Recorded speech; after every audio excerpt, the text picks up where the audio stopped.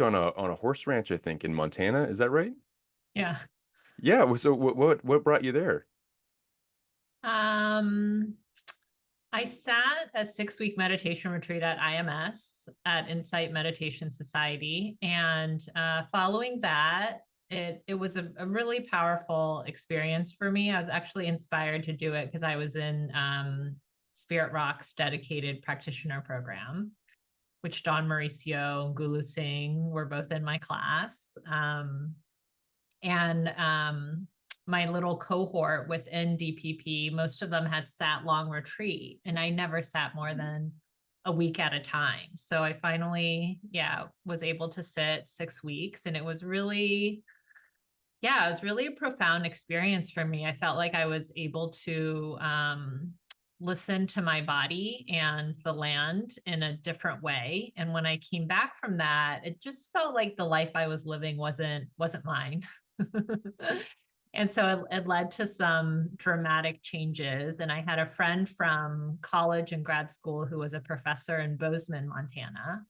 And I'd visited before. I was born and raised in the San Francisco Bay Area. So I was really blown away by the just like the amount of land. I think like in the last 10 years, the number of people began to rival the number of deer or something. Like they hit 1 million. And so just like the vast expanses of land, which happen outside of the Bay Area in California, but not in the immediate vicinity, just like wild land was very it just really drew me. So I just moved there without a place to live or a job, and was literally looking on Craigslist and was like, oh, this looks good. And ended up working at this horse barn. And the first time I went there, I think for the interview or to meet them, there was a statue of Guanyin Pusa there, of Guanyin, who is one of my main teachers. And I was like, what is this doing here?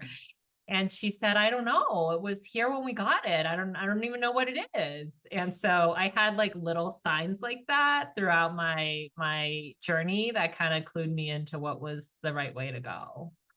How special. And yeah, there's these little beacons or little guideposts that say like this path that might seem in the conventional sense uh maybe not plotted, where you're kind of moving somewhere without a job or without kind of like much infrastructure or network, and then yet here you are coming face to face with a familiar face, with something very meaningful statue. And that's wonderful. And had you worked with horses before? I mean, was that anything, what was it like kind of getting involved and in touch with a different animal? I mean, I really wanted to be outdoors, and I love doing manual labor type stuff. At the same time, I also worked at an organic farm. And so I was literally like cleaning the horse stalls and shoveling manure and feeding them hay. And it was stunning. It was stunning. Like I had a view of the mountains, and it felt really special to be around the horses. It was, yeah. And I would say like the human culture was not, that was ultimately like why I left that place. But being outdoors and doing something physical and being around the animals felt really healing for me. And you had mentioned that you had had an experience at Spirit Rock, or sorry, at IMS, where you were doing an extensive retreat period, and that's where you got a little bit more connected to the land. You started being able to listen to the land a little bit more, Mhm. and yeah, what a wonderful thing to act on, right? So now you're in this you get to see land like in a more open sense, the vastness and the expanse, and you get to kind of get in touch with nature. You get to get your hands in the dirt to work in the organic farm. What was it that was unlocked, or what was it that came about when during your retreat that helped you have a deeper listening to the land? Mm. It's so funny because I feel like in a way, like the conditions of the retreat, again, like the human culture, like did not work for me in a lot of ways. And I think the level of knowledge around trauma is not where it is now. I think a lot of trauma came up for me at the retreat, and my body was often in a freeze, and it remained off and on in that for years. It's been years of processing the things that came up for me. But I think that silence and wilderness are some of the most powerful medicines. And so spending that much time in silence, and I wasn't in the meditation hall much. I was outdoors a lot, and I felt so much solace and support by being outdoors. And so being in the forest, being by that lake there, from the birds, from the trees. And so I think, humans are animals. We evolved in the wild over hundreds of thousands of years, and returning to that ancient medicine was a really powerful experience for me. And I remember in that podcast the connected podcast episode where you talk about ecotherapy and ancestor healing, you mentioned that you've been a student of the water for some time, or that you kind of approach that interaction with nature as a student in the way that you kind of listen and engage. Do you still kind of feel that water is maybe one of the more prominent areas where you can kind of feel that connection, where you can feel that listening? Or do you feel like there are other elements where you see maybe older living beings like a tree, or maybe the stillness of a rock? I'm just curious, like, what if there's something that offers you a window or an entryway in particular? Yeah, thanks for asking. I have no idea what I said in that podcast. Like literally like 3 months ago feels like another lifetime now, right? Plus I had COVID last month, and it's like I can't Oh, remember anything before that. yeah, yeah. Um, this is something that really deepened my relationship with the land was a practice that one of my teachers, Dr. Eduardo Duran, taught me. He's an indigenous psychologist, and I met him when I was living in Montana. And he taught me this practice, which at times I've been like, do you want me to credit you for this if I talk about it? And he's like, this is an ancient indigenous practice. It doesn't belong to me or anybody, where I make an offering. I make an offering to a being. It could be the ocean, it could be a crow, it could be a tree. And making the offering is the beginning of a possible relationship. I introduce myself and name my ancestors and the land that I'm from as far back as I know. And I humbly ask to be a student. And so that's like the first meeting. And then I listen. And this is a practice I've been doing since 2018. So I do it here to the mountains and the ocean and the trees in my yard. And, I did it when I lived in Montana and New Mexico and other places. And so, this is kind of, I think of it as like our indigenous past as a species of how to live in relationship and reciprocity, and to honor the consciousness of every being, like inviting our non-human kin. Certainly. And when you do those offerings, like there is that acknowledgement of ancestors, is there also maybe like a gift of some kind that is more material? Like, do you ever offer water, or do you offer like flowers, or like other types of materials to help kind of facilitate that connection that you're developing? I do. But at some point I realized that anything I offer is from the earth, which was really profound for me. Yeah, it's like giving the earth back to the earth. Anything I can offer, like flowers, like tea, like chocolate, like anything. And so sometimes the offering can be like my path, or my life, or my heart, or like a piece of hair. I think it's the intention that's really important, like humbling myself and making an offering, like that act. Yeah, that level of intention that kind of comes in. And there's this feeling, I can hear from you, and it rings true for me, just as a practice, or as an intentional thing to do. It can be quite powerful, it can be profound, it can be connective, or like a conduit for connection. But just for anybody that might be listening, or in general considering developing this type of offering practice, or having some sort of intentional time where they interact with nature beyond just birding or just the hiking or whatever it is. They want to actually like talk to nature, or they want to actually be in community with nature with that intention as themselves, but they might feel a little silly about it, or they might feel like, oh, I could never hug a tree, like that would feel strange, or like what if someone sees me and then I have to say that, oh, I was actually just scratching something on my chest, like whatever it is. How do what would you say to somebody that might feel like they're being judged in their own head, or feel silly about engaging in that type of practice? Yeah. I also consider Vanessa Machado de Oliveira, who wrote Hospicing Modernity, to be one of my teachers. I've never met her, but, follow her work, taken some classes. And she talks about one of the greatest longings of a human being is to connect with the earth. Yeah. And so I think that longing is part of being human. And I think there's so much that we've forgotten, that we've been conditioned to forget. I think it was Eduardo Duran who said this once, who said something like, what is the sorcery that the white man has woven that you have forgotten who you really are? And so I think as we spend time in nature and as we're introduced to these ideas, I think that old longing can naturally awaken. Yeah. And if you think about it, like so many of the things we do in the name of love are silly, right? Like so many of the things we do for other humans in the name of love can seem not rational, as if like rational is the highest. Yeah, like this is also so central to like bhakti, right? To surrender and devotional traditions, which I really resonate with, of like humbling myself.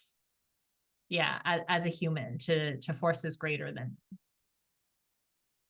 I appreciate that a great deal, because in Hallmark movies, or just in romantic comedies, or what all those kinds of movies where this is a different type of love, this is a different type of representation of love, maybe from a more corporate stance, or maybe from just a more like a larger media stance. But a lot of the movies, it's like Say Anything, right? Cusack has the stereo above his head, and yeah, exactly. And various other uh chasing people through airport terminals, I was just and watching The Notebook. okay. Yeah, all of that.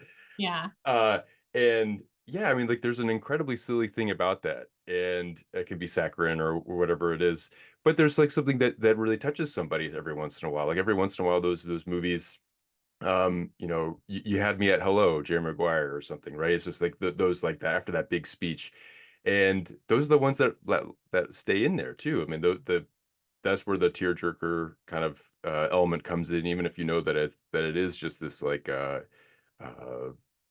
campy thing, or whatever it is. It can be extremely powerful, and it can have a little magic to it. So yeah, I appreciate you kind of talking about, well, yeah, like love can be silly, and so participate in that kind of communion, or be open to that participation in communion with nature, maybe with that type of love. It doesn't necessarily have to feel silly, but if it feels, should that feeling come up, it can be just part of that expression, I suppose. And I think uh, mhm.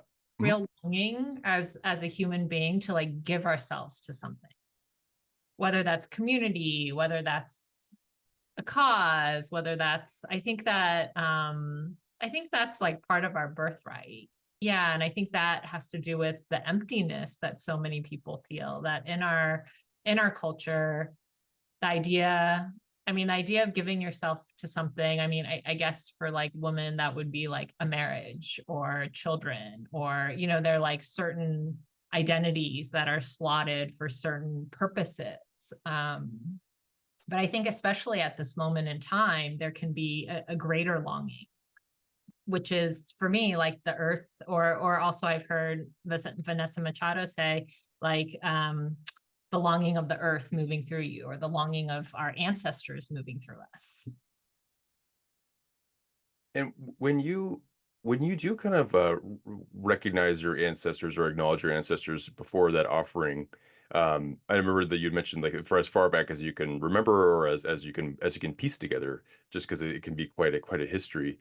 Uh, when it goes beyond ancestors that you know the names of or the that you know the dates of or like the just general regions of when you get into that territory of a more unknown but still linked ancestor lineage relationship that you have with people far back in the past, what is it like to kind of breach that or not breach that, but just to connect that relationship to something that is mysterious and yet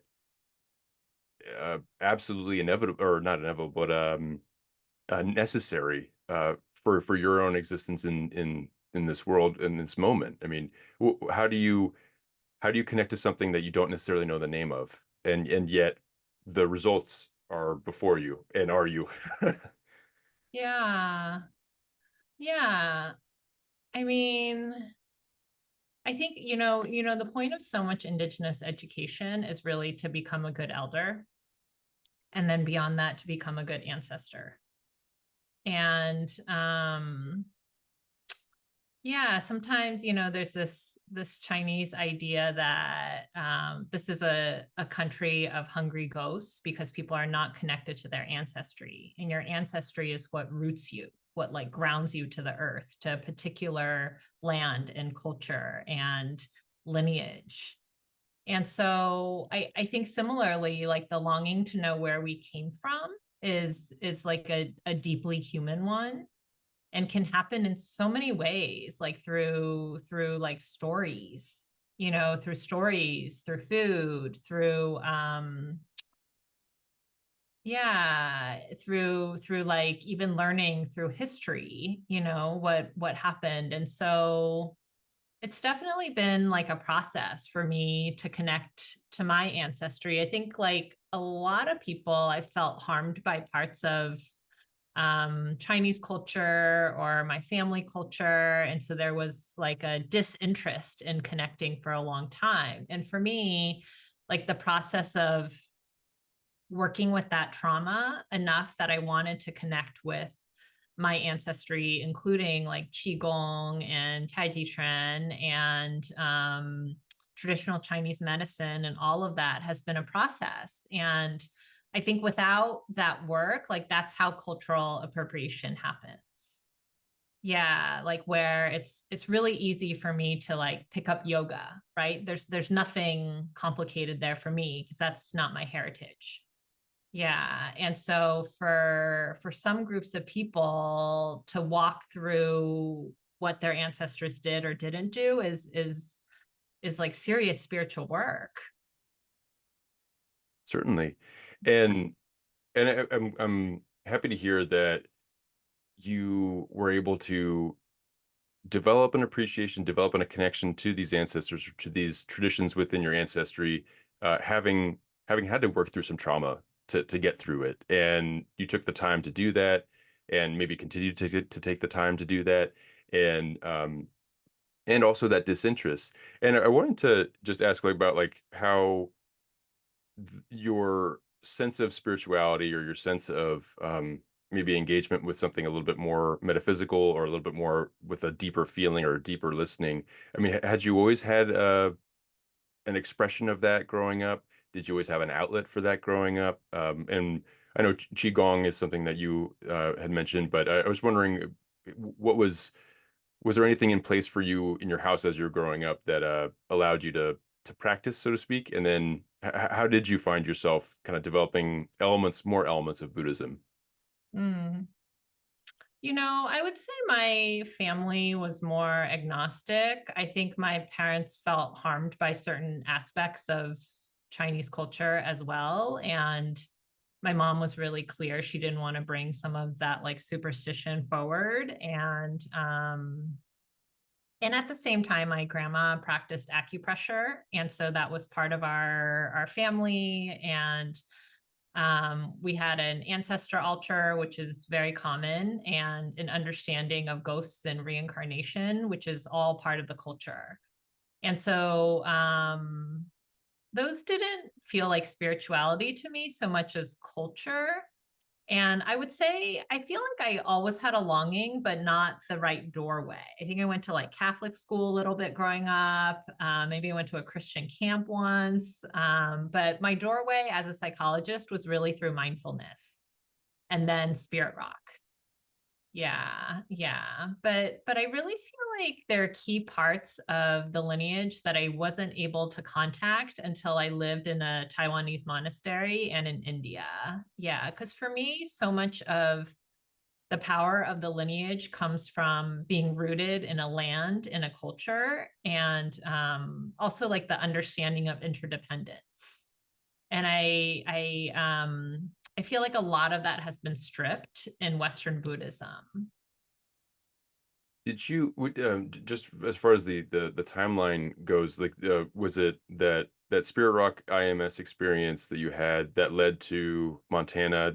From there did you end up going to Taiwan? Oh Yeah, wow.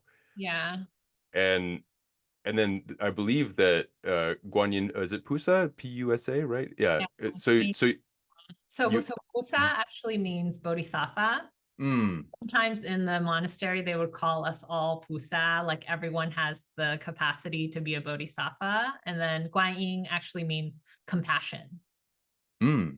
Oh, wonderful. And to have had that icon greet you in Montana and then to go to a monastery that is named after that, right? After the Bodhisattva? It wasn't named after her. Oh, It I was see. called Dafuo Wang Shi, which means kind of like a Buddha temple, divine Mm. temple. It was I guess Mahayana Vajrayana, but it had a number of deities represented. Like it had sky gods, it had the medicine Buddha, it had Maharashi, like it had, many different ones. And Yeah, it happened after Montana. Yes. oh, I see. Yeah. And I believe you had an uncle that might have had a connection to that monastery, Yeah. I believe in Taiwan. Uh, Mhm. is that kind of what helped you choose that one among other monasteries, maybe in the world or in Taiwan? Like after I did that retreat, my life really felt like not my own, and even like leaving the Bay Area didn't completely feel like like Vicky's choice. Like it felt like, oh, this is going to happen. And it was like a very confusing time for me where a lot of things were changing and it felt like they had to happen. And it obviously some part of me was choosing, but not the part I had traditionally thought of as me. And so I did not plan to live at a monastery and I didn't plan to do a 3-year pilgrimage. It's kind of like one thing led to another, led to another. And yeah, so I never had a plan to even go to a monastery, but I went to Taiwan to visit some family and then went to go visit that monastery and really felt a connection to the Guanyin Pusa there, which was kind of like the main deity, even though there were a lot of others, and the head monk. And so then made plans to come back and then made plans to come up back again, but none of it was planned. Wow. Yeah. Wow. And yet but you were up for that. You were up for the saying yes to that element of your path, and it led you into some really beautiful and profound spaces, it sounds like. What I was your I think mystery is such a big part of the path. I think the problem is when the mind gets in the way, which is now happening to me constantly of having plans, of wanting control. I mean, I think life is actually like much more spontaneous and unpredictable, and it is becoming so with the collapse. And the more we can surrender to that, like that to me feels really an important lesson. mm. Yeah. So I guess I'll get back to the monastery in a minute, but yeah, as far as like your observation of that collapse, this is uh the environmental collapse, the maybe the democracy collapse, like this the way that the world with the superpowers being what they are, shifting and maybe falling apart from within in various ways. Is that what you mean by the collapse, or is there something different? I mean, I think it's all connected to the earth. I think it's impossible for us to extricate us from the journey that the earth is on and being part of the sixth mass extinction. I think a collapse has been destined since we waged war on nature. Yeah, the way Hospice in Modernity puts it is that modernity is unceasing linear progress on a closed system, being the earth.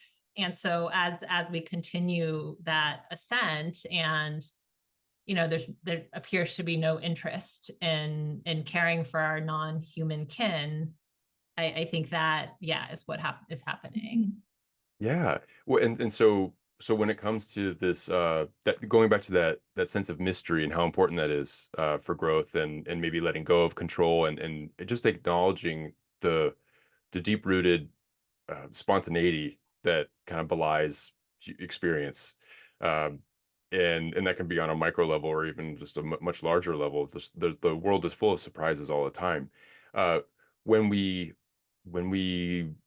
let go of control in that way of, well, tomorrow is supposed to be like this, and I can be relieved because my expectation is such, and because I expect it to be such, is either gonna be fine and I'm not gonna notice it, or if something changes, I'm gonna be upset or frustrated about it. If we let go of that, uh, is that where healing begins, or is that something where, well, you might as well let go because then the pain of the fall hurts less? Um, I mean, I don't know. I'm not sure how to answer that. I mean, I think that as humans, we used to live much more closely with the land. And I know from farming that every year is unpredictable, right? And if we're really living in line with the seasons and the land, then we're in a place of humility and gratitude and of listening, like, what is the next step? What is the next step of, like, reciprocity and relationship? And that's so far from how we live today, where it seems like the primary question is like, how do I get what I want? Yeah. Certainly, and I think that there can be, even with that connection to the land, there are some seeds that you plant, and some of them develop, and some of them fruit, or and then turn Ah, into whatever it is, and some just don't open for whatever reason. And it. uh Mystery. yeah, yeah, exactly, the mystery. And that example is well, why not, pun intended, rooted in the that nature analogy. And Yeah. think, like, yeah, maybe there's something there where, if we slow down and really to take a look around, and maybe there's something that can still be had or turned around or salvageable from all of this. Uh, and then when it comes to your experience at the monastery, uh, I know that there was like a lot of land and healing components of your experience at Spirit Rock and IMS. Was there some outdoor time at the monastery when you were in Taiwan?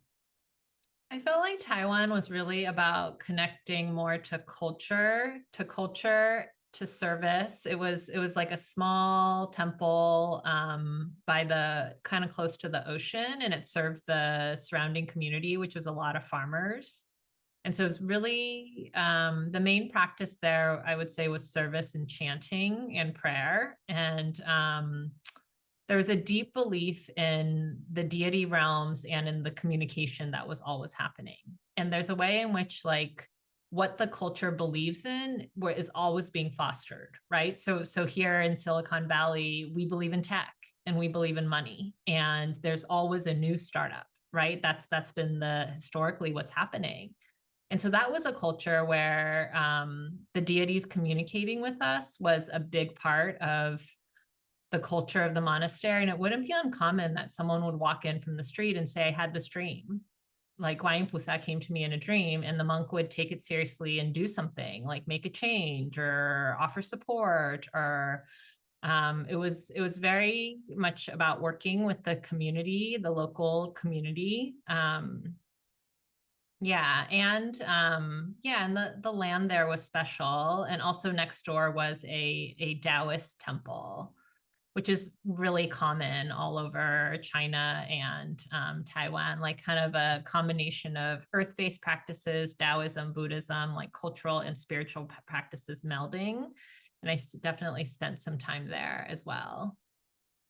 Do you make space, or do you have influence from Taoism that kind of also operates in your perspective as you live and walk in the world? Definitely. I definitely know less about Taoism than Buddhism, but Taoism is considered the indigenous spiritual practice of China. And yeah, and I've been practicing Qigong, Tai Chi Chuan for, I don't know, a number of years. And a lot of that comes from one mountain in China called Wudangsan, which is one of the five holy mountains. So it's kind of in a way a transmission from the mountain. Those practices are a transmission from the mountain. So when I do those practices, for me it's a way of honoring my ancestry and the land. Yeah. And I do notice a pattern, just like in the sense of from what we've spoken of in our conversation, but also just from what I've been reading about your experiences. Mountains do play a large role in them in various important moments of your life. And there's a couple mentioned that I wanted to hopefully get into. One is in India, and then one is in Colorado. And I don't know which happens after the monastery or in Taiwan first. Was it in your trip to India, or did you end up going back to Colorado after your stay in the monastery? It was actually New Mexico. It's kind of Mm, like that border of mm, New Mexico, southern Colorado, but mm. I think I went to India after Taiwan, which was also I was sitting a 1 month retreat at Spirit Rock, and they have a gratitude hut with a picture of Ramana Maharishi. And I was really feeling a connection to him, kind of like a welcome to his monastery. And when I left, I saw some friends who had spent time at his monastery, and that his monastery is at the base of a mountain called Arunachala, which is known to be the body of Shiva. So he spent most of his life sitting on this mountain. And so I had these friends who had spent time there, and they were like, you should go. And I would have never gone if they hadn't have encouraged me, suggested it, introduced me some people who lived there. I don't know if I'd ever traveled internationally alone before. But yeah, I really liked New Mexico when I went there, and like that monastery in Taiwan felt like a very strong sense of home when I went there. Yeah. And when you were Arunachala, when you were there, did you stay on the mountain during your practices or during your visit there, or were you kind of going in and out of the space around there? Yeah. So it's a small pilgrimage town called Tiruvannamalai, and there's a lot of pilgrimage places within India. So there's like quite a robust expat community there, mostly European, a little bit Canadian and American, but mostly European. So there's enough English speaking people, and the tourist, I mean, it's a very small town, but the tourist industry is enough. So me speaking English, I could get by. And mountains are living creatures, and there it was understood, at least with the people I knew, that you could only go to the mountain if you were called. And so there would be, I ended up living there for 6 months, and there were periods of time when the mountain did not call me, or maybe the mountain called me to the base. There was a handful of times where I was welcome to climb the mountain, but most of the time that was not the case. People often did a pilgrimage around the mountain, like every full moon, like maybe like tens of thousands of people would come from the surrounding area to do a pilgrimage around the mountain on the full moon, starting at night. It was really special. It was really special. So there are a number of ways you could engage with the mountain and the energy of that place. But it was done by like listening, like really, yeah. Yeah, I think that's a very important element of at least what I'm hearing from you, which is that how often do I'm also in the San Francisco Bay Area. How often do I ask a mountain before I climb it, or how often do I ask if the beach is interested in having me be there. But Yeah. to have this moment, or to have this more or less maybe written or unwritten rule there, where you have to wait for an invitation to come into your consciousness, uh, and that would kind of inherently put you in a more personal relation to that being that that we're saying that the mountains are like those living beings. And yeah, how special to participate in a once a month event where you get to come together with people from all over participating in the same thing. And you don't, I'd imagine you wouldn't have to say a whole lot. You could just do it. You can move with the people around. You don't necessarily have to speak the same language. So, Yeah, what, there were all families who came. It was a party. There were vendors, there were temples the whole way with sadhus and other people like blessing you and offering pujas, and it was really special. Yeah. wow, wow, no, that's amazing. And then you found yourself in northern New Mexico. Is it the Sagra de Cristo Mountains, I believe, or I ended up live working at Vaisitos for a period of time. It's like a Western Buddhist retreat center that's in the middle of, yeah, the mountains there. mm, mm. Yeah. And what was your experience like being up there?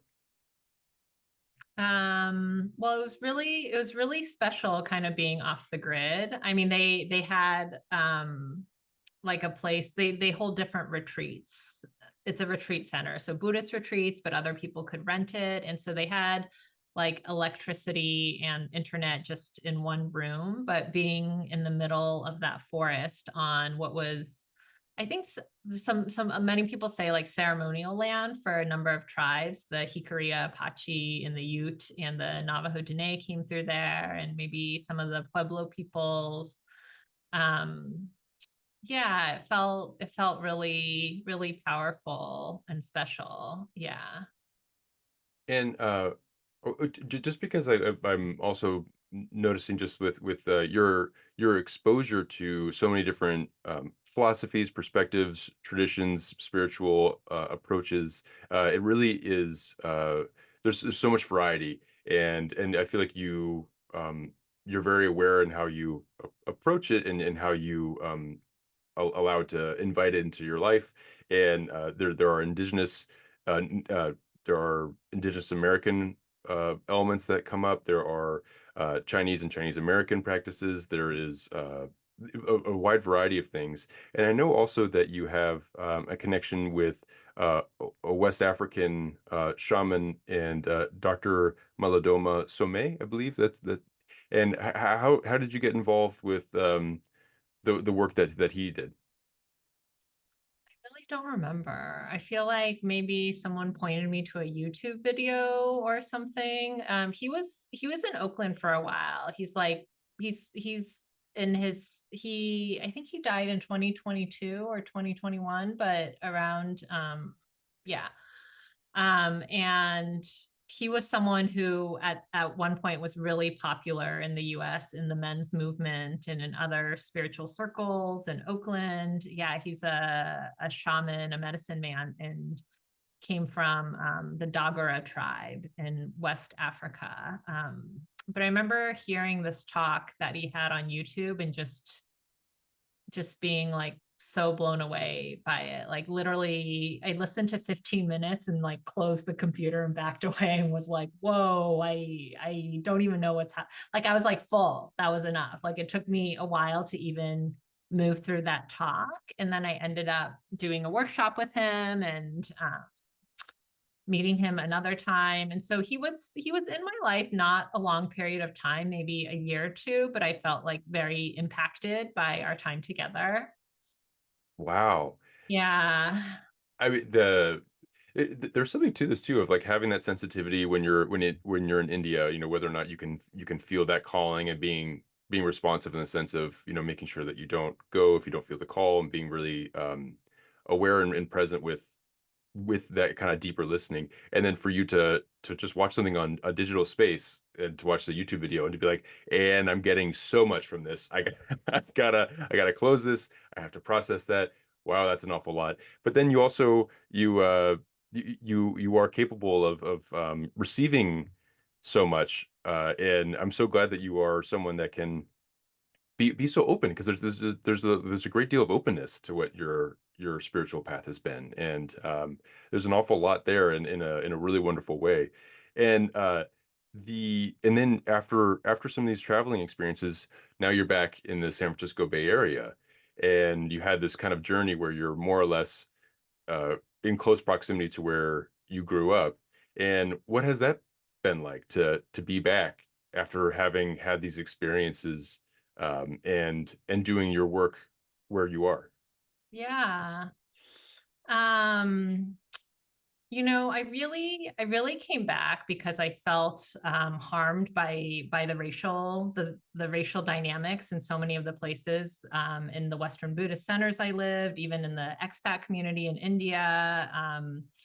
I really felt I was politicized in New Mexico when I was witnessing what was happening to the indigenous people there, which is such just a continuation of the genocide that this country is built on. Yeah, I was in community with a Navajo Dene couple there, and so I really came back to the Bay Area, I feel like, to heal from racial trauma, and kind of knowing I needed to be in Asian community to do that.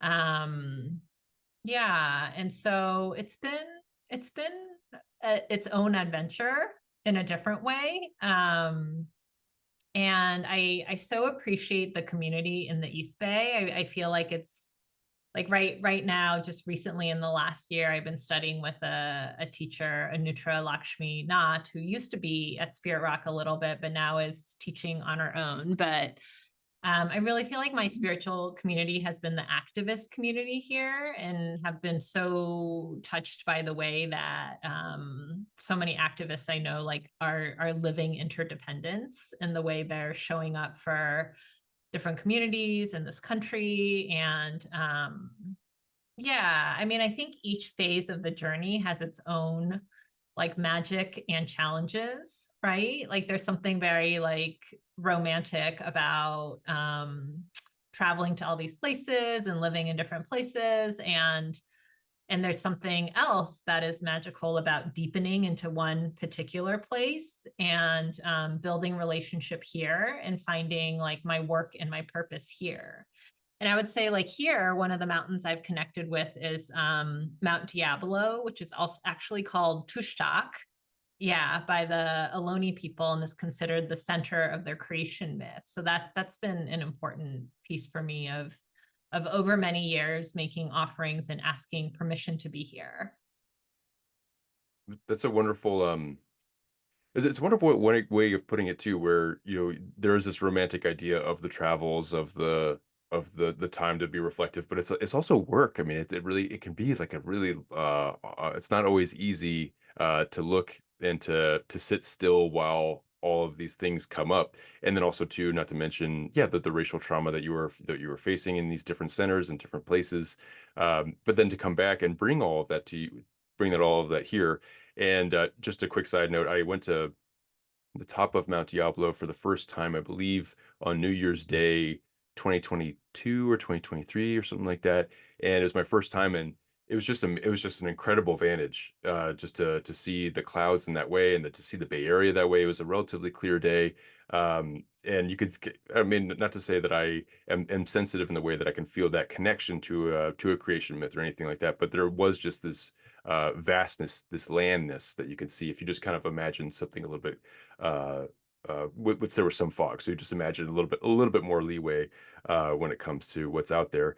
And then while you're back here though, and you're working with these activist communities and feeling in community and feeling a deep connection with the people here, I know that you've started an Asian diaspora listening circle or listening group. What has that experience been like? I feel like as humans, it's just such a part of our ancestral heritage to be like in groups, outdoors, listening and being in relationship. And so yeah, that just ended last week or the week before. And it was a really sweet experience. I feel like it wasn't until I started it that some of my true intentions for the group became clear to me. One of them being like really honoring yourself and listening to your intuition, which is such an act of self-love. And I feel like for me being Chinese and a lot of the Asians in the group, like patriarchy has been such a huge part of our legacy. So that piece, and then also maybe halfway through the group, I really heard people start to deepen in intimacy in their relationship with the earth. Yeah, the earth outside and the earth of the body, like just centering the listening practice in different ways. Whether one person in the group was connecting to nasturtium, which is like almost considered a weed around here. It's a very fast growing flowering plant.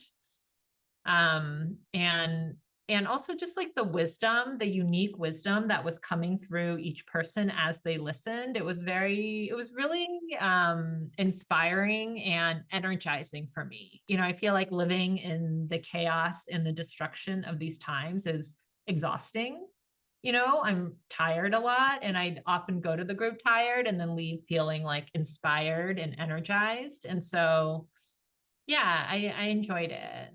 That's wonderful. And you more or less facilitated that, right? You were someone that put that together. Well, I'm sure it was well, I mean, it sounds like it was a resource for people. So thank you for providing that resource as just someone that is learning about that effort. And also, I'm just really glad to hear that how powerful that was for you. And I really enjoyed our conversation. I just had two more questions that are relatively on the quicker side. But one is if you have anything to promote or to shine a light on, whether it's a foundation that you're involved with or something that you have coming up, or it's just something that you are learning about that you want other people to join you in supporting. And while you might think about that, I wanted to draw attention to your website, VickieChangPhD.com, and this is where you offer individual, couple, and family therapy and wellness classes and groups. And you also work with organizational consultation. And I know that at the East Bay Meditation Center, you work as part of a family Sangha teacher community, and you work in that capacity. So I just wanted to offer those. But yeah, if there's anything else that comes up for you. I haven't been at EBMC for a little while because we closed down that program during pandemic. And then I think they started it up recently, but neither Lev and I have been too involved. Yeah, I'm really moving towards doing restorative justice work. I recently joined an API restorative justice network, and it feels like it's my edge. Living by these values of again, like how to be in relationship with each person rather than right this dichotomy of who's right, who's wrong, who's better, who's worse. Like, how do we work out our differences, because there's so much conflict now. And I've really been enjoying bringing those principles like to my work, to like couple and family therapy, and to some other like organizational things that I'm involved in. That's wonderful. And yeah, I know that there are some organizations that you've been involved in that are I'm just trying to find them now, but have been doing things with let me see, oh yeah, Sacred Roots. I know that that's something that is important for you there. Fierce Vulnerability Network, and you've done work also with the Chinese Progressive Association. And so yeah, those are just some organizations that come up when it comes to for me from your website that are uh, in line with some of those interests of yours. And then my last question is, do you have any advice for anybody that is walking the Buddhist path right now that you would have wanted to have heard as you were coming through it? And I know that your spiritual path involves more than just the wisdoms and the dharmas of Buddhism. So if that we can open that up to really anything about like how would you walk? What would you give advice to somebody? What kind of advice would you give to somebody that is walking a spiritual path that you would have wanted to have heard? Mm. Oh, I thought of one more event. Sacred Roots is doing an event with Tribe, Trybe, which is an organization in Little Saigon in Oakland, in East Oakland, kind of partnering spiritual practices with restorative justice practices. It's going to be like an 8-session series starting in September. So I think it will be on Tribe or Sacred Roots' website. Perfect. Well, I really feel like some of the most powerful medicine in my path has been silence and the outdoors and community and sangha. Yeah. And so I think it's such a journey to finding our intuition, to being able to listen to ourselves, given the ways that we've all been conditioned and the traumas that plague like people with any identity that you hold. And so yeah, I think finding like-minded community is so huge. And I think finding spaces where you can be connecting with nature and be like cultivating silence so that you can hear what's inside has been some of the most powerful parts of my journey. Dr. Chang, thank you so much for speaking with me today. This is such a treat. I learned so much about your very rich and adventurous life, following those various mysteries and spontaneities. Not to say that it's like it was easy the whole time, but just you've done so many things. It's really inspiring to kind of just follow that path. And I'm really glad that you had those guideposts too that would kind of show up every once in a while.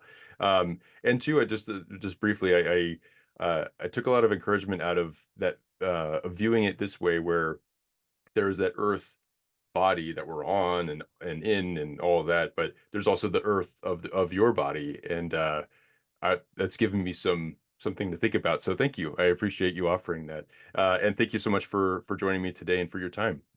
Thank you so much.